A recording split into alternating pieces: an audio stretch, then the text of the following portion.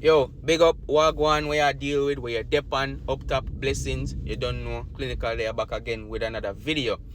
Now, is Manchester City Football Club in a crisis? I've had some time to think about this. Currently we're in the international break, 1 week in. Our first game back against Spurs will be this Saturday. Today is currently Monday at the time of recording. Is Manchester City in a crisis? After the games, after they end, you'll have certain thoughts, a bit reactionary if you ask me. Now, currently, after some time to process it, 4 losses in a row, looking at where we're sitting now in the Premier League table, how many points off top, how many points off third, we're currently sitting second. It's easy to look at it and say, yeah, relative to where we want to be, it is a bit of a crisis situation. My personal opinion, no, we are not in a crisis. However, I do think if things don't change soon, we can be looking at a crisis situation in relation to winning the Premier League.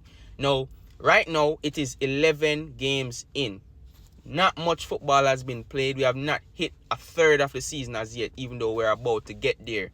Now, nothing is decided at this point in time. Similarly to how we have this type of run, and even though Liverpool is having the type of run that we would normally look at in our second half of the season, they can have a similar run to us now later on, and then we're having a whole different conversation a bit further on into the season where we're top of the league, Liverpool is third, Chelsea second or something like that. Like, nobody knows how the table will be forming out later on as yet in terms of who will be the clear favorite. Now, Liverpool are in a very strong position. We have to acknowledge that. We have to be realistic. We do play them at Anfield after Spurs, and traditionally we know that's not a game that we win. A lot of people write that off as, a loss before it even is kicked. A lot of people, being optimistic, look at it as a draw immediately before a ball is kicked and just say, we never win at Anfield. Hasn't been done since 2003, 2006 thereabout. And that's barring the COVID season when we were all in lockdown. So that's actually the last time we won at Anfield in that COVID year, 2019, I believe. So it's really not looking good in terms of how many points we are off them right now. They are looking pretty good in form. They're getting their business done. They're not slapping teams 5-0, 6-0, 8-0, but they are getting efficient wins, 2-1, 2-0. They're making comebacks as well. So the feel-good factor is definitely there with Liverpool right now. Their new manager, Arne Slot, seems like he has a very nice system going for them.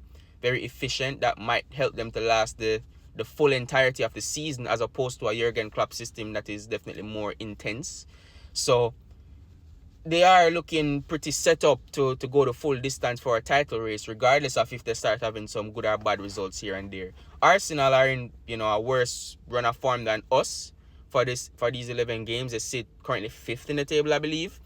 And personally, this might have some Man City bias in there, but I do think that we are closer to flipping our form than Arsenal. So I'm more focused on Liverpool is at the top of the league and how, keeping pace with them until January, where we can hopefully make some moves in the transfer market to strengthen our position, strengthen our squad that I personally thought was weak coming into the season anyways, than looking at Arsenal and saying, we're in a good spot ahead of them. Still keeping an eye on them, but it's more like 1.5 of the views on Liverpool and then half of the views on Arsenal that we're already currently ahead.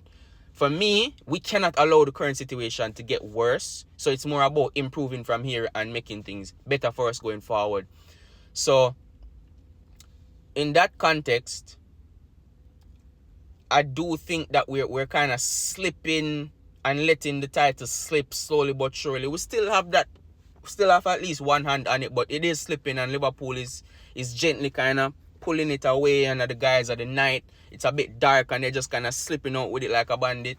But we cannot allow to make that happen. Now, obviously, if we don't win the league this season, realistically, we have won 4 in a row.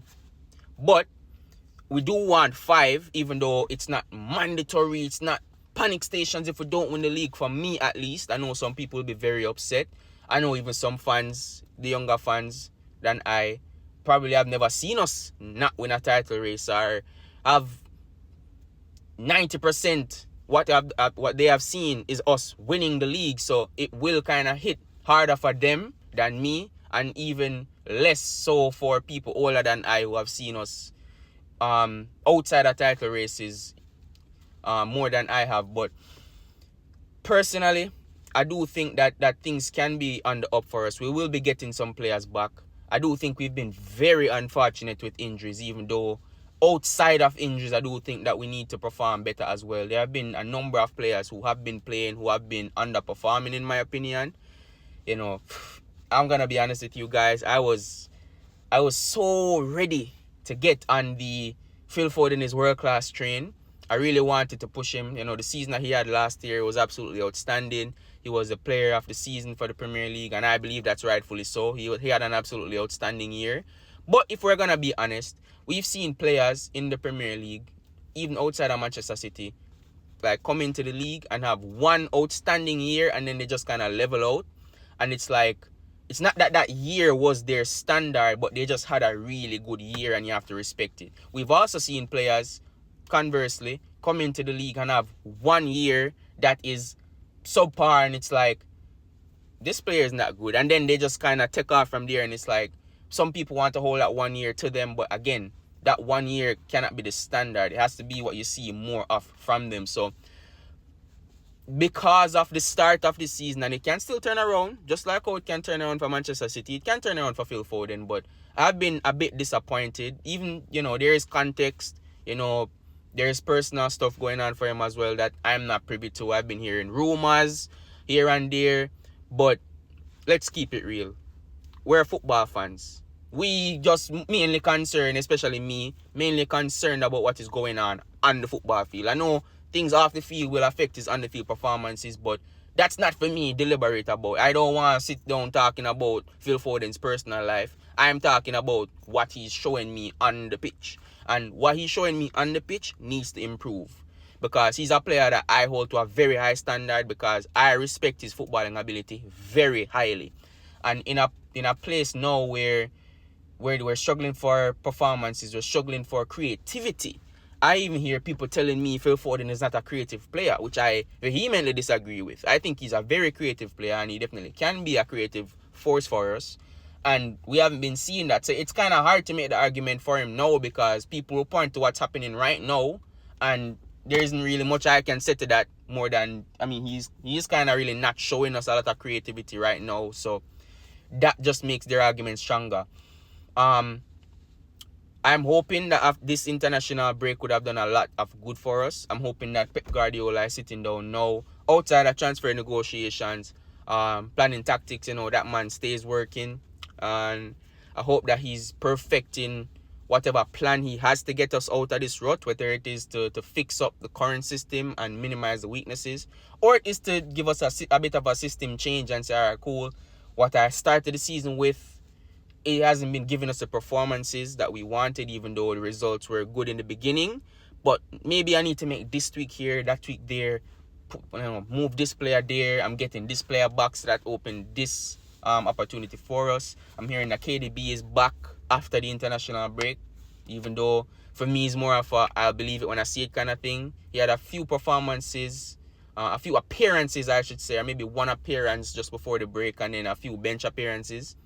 So that suggests to me that he's coming back, but I need him back into the team as like a reliable option to actually take to the field and give us a different weapon, maybe a different dynamic, a player that can draw more defenders or opposition players towards him and create more spaces for other people, a player that can create something out of nothing more so than the players that we currently have playing, and make things a little bit easier for the rest of the squad, as well as, you know, add his direct quality, and you know, he's a GA machine when he's on his game. So whether it's him creating a chance for someone else or creating a chance for himself, or even from set pieces, we know he's a very dangerous tool to have in the team. So Pep, right now, yeah, this is where you make your money, bro. This is where you really solidify your thing as the best manager of all time, if not in the world right now. So this is everyone is looking towards you to fix it now. I'm sure me, as well as the vast majority of Manchester City fans, have the full faith in you, Pep, to get us out of this rut and get us back to winning ways and to the top of the Premier League. Big up people, and let me know your thoughts in the comments.